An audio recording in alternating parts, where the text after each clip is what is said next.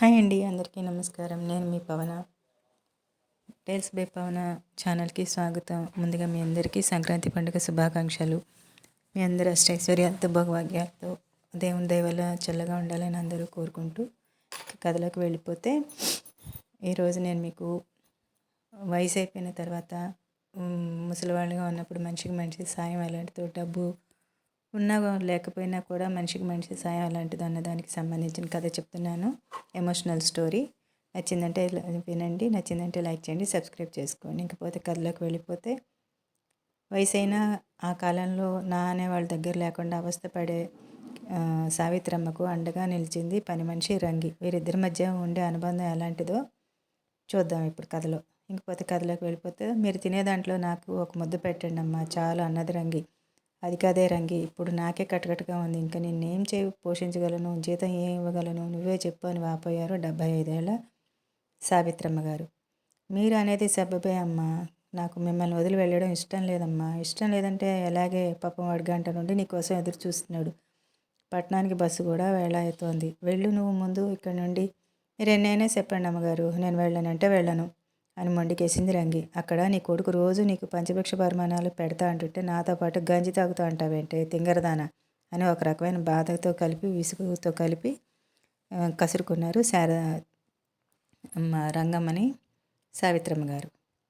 ఆడి ఏ పరిమాణాలు నాకొద్దు, ఇక మీరేం మాట్లాడకండి, నేను ఇక్కడే ఉంటా. పిల్లగాన్ని వెళ్ళిపోమ్మని చెప్పొత్తా, ఆగండి అని ఇంటికి వెళ్ళడానికి వెనక్కి తిరిగింది రంగి. రంగి ఆగు, నీకు నా మాట అంటే లెక్కలేదా ఏమే అని కోపంగా అరిచారు సావిత్రమ్మ గారు.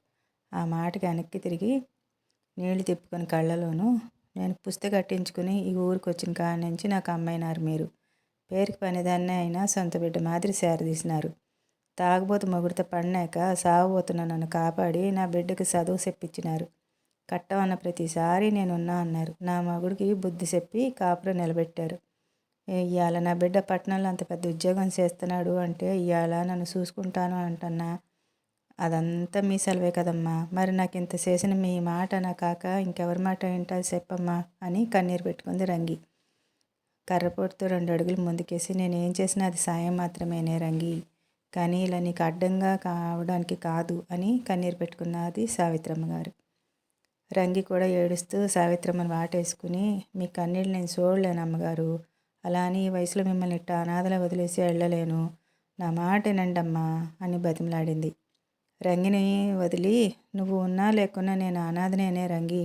కట్టుకున్నవాడు అర్ధాంతరంగా వదిలేసిపోయిన కన్నబిడ్డలు కడుపు కట్టుకొని ఈ సంసారాన్ని లాక్కొచ్చాను. వాళ్ళ చదువులు చెప్పించి పెళ్ళిళ్ళు చేశాను. రెక్కలు వచ్చే ఎగిరిపోయినారు. వాళ్ళ బిడ్డలు చదువులు, పెళ్ళిళ్ళు, మనవలు అని ఆ వ్యాపకంలో పడిపోయారు. ఇక్కడ ఒక అమ్మ ఉన్నదన్న సంగతే మర్చిపోయారు. కాలు చెయ్యి కాస్త ఆడుతుంది కాబట్టి ఆ వచ్చే పింఛన్ డబ్బులతో ఎళ్ళదీస్తున్నాను. 2 నెలల నుండి అవి కూడా లేవు. నాకే రేపటి రోజున ఎట్టాగా అని గుబులుగా ఉంది. ఇక నీకేం పెట్టేదే, అందుకే నేను పంపడం ఇష్టం లేకపోయినా వెళ్ళమంటున్నాను అని కళ్ళు ఒత్తుకున్నది సావిత్రమ్మ గారు. అది కాదమ్మగారు అని ఏదో చెప్పబోయిన రంగి మాట మొదలవకుండానే అమ్మా అన్న పిలుపు వినబడి గుమ్మం వైపు ఇద్దరు చూశారు. లోపలికి వస్తున్న రంగి కొడుకుని చూసి ఆశ్చర్యపోయారు. వీళ్ళ దగ్గరికి వచ్చిన రంగి కొడుకు సావిత్రమ్మ కాళ్ళకి దండం పెట్టాడు. తల నిమురుతూ చల్లగా ఉండరా బుల్లబ్బాయి అని దీవించింది సంతోషంగా. పైకి లేచి నవ్వుతూ, నా పేరు రాజా పెద్దామే, మర్చిపోయినావా ఏంది అని పరిహాసం ఆడాడు రాజా. చిన్నగా తలపై ముడుతూ, మర్చిపోలేదు లేరా బడుద్దాయి అని నవ్వింది. ఎప్పుడు బుల్లబ్బాయిని పిలిచినా అలాగే అనే రాజా మాట గుర్తు తెచ్చుకుని. ఏంది రాజా ఇట్ట వచ్చావు, నేనే వస్తా అన్నానుగా అని కంగారు పడుతూ అన్నది రంగి. ఎక్కడ సావిత్రమ్మ గారిని వదిలి రమ్మంటాడో అన్న భయంతో.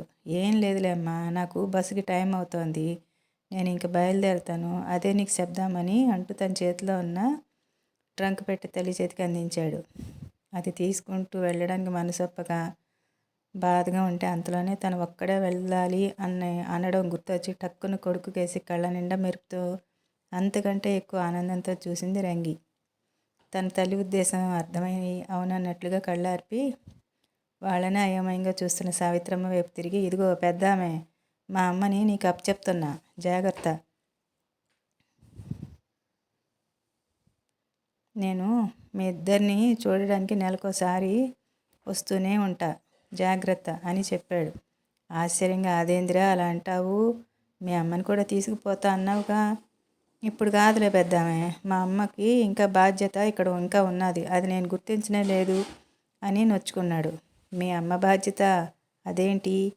మీ నాయన లేడు, నీక ఒక కుటుంబం చూపించింది, ఇంకేం బాధ్యత ఉంది అంది సావిత్రమ్మ గారు భుజాలపై చేతులు వేసి. ఇది తన బాధ్యత ఇంకా ఉంది నా బామ్మ అని ఆవిడకేసి చూపిస్తూ కళ్ళతోటి నువ్వే అన్నట్టుగా సాగి చేశాడు రాజా.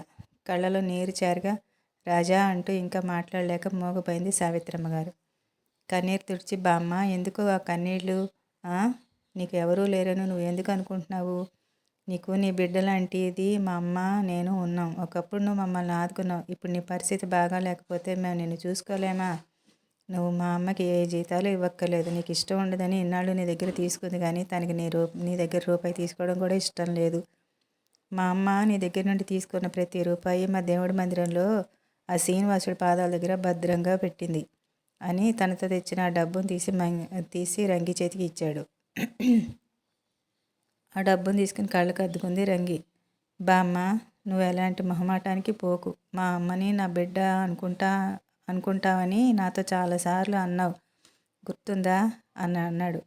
అవునన్నట్లు తలూపింది సావిత్రమ్మ.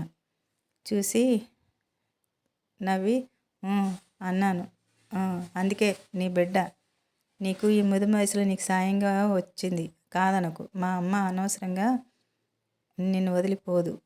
మా అమ్మ అవసరం నీకు ఇప్పుడే కావాలి. ఇలాంటి స్థితిలో నిన్ను వదిలి వెళ్తే మాకంటే స్వార్థపరులు ఈ లోకంలోనే ఉండరు. మా అమ్మాయికి ఇక్కడే ఉంటుంది, ఈ ఇంట్లోనే ఉంటుంది, నీకు ఇష్టం లేకపోయినా సరే అని అన్నాడు రాజా. అతని మాటలకి ఇంకా ఆలోచనలోనే ఉన్న సావిత్రమ్మని చూసి, మా అమ్మని నువ్వేం ఊరికే ఉంచుకోవద్దులే పెద్దామే అని నవ్వి తన జేబులో నుండి ఒక కాగితం తీసి సావిత్రమ్మ చేతిలో పెట్టి, ఇది నీ పెన్షన్ కాగితం బామ్మ.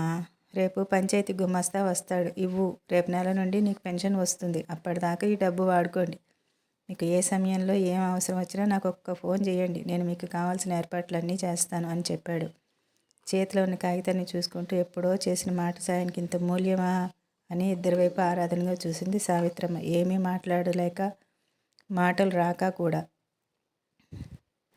సరే బామ్మ, అమ్మ నేను వెళ్ళొస్తాను, నాకు బస్సు టైం అయింది అన్నాడు ప్రేమగా. రాజా తల నిమిరి, మళ్ళీ జన్మ ఉంటే నీ కడిపే పుడతానురా రాజా అని ప్రేమగా రాజాని హత్తుకుంది సావిత్రమ్మ.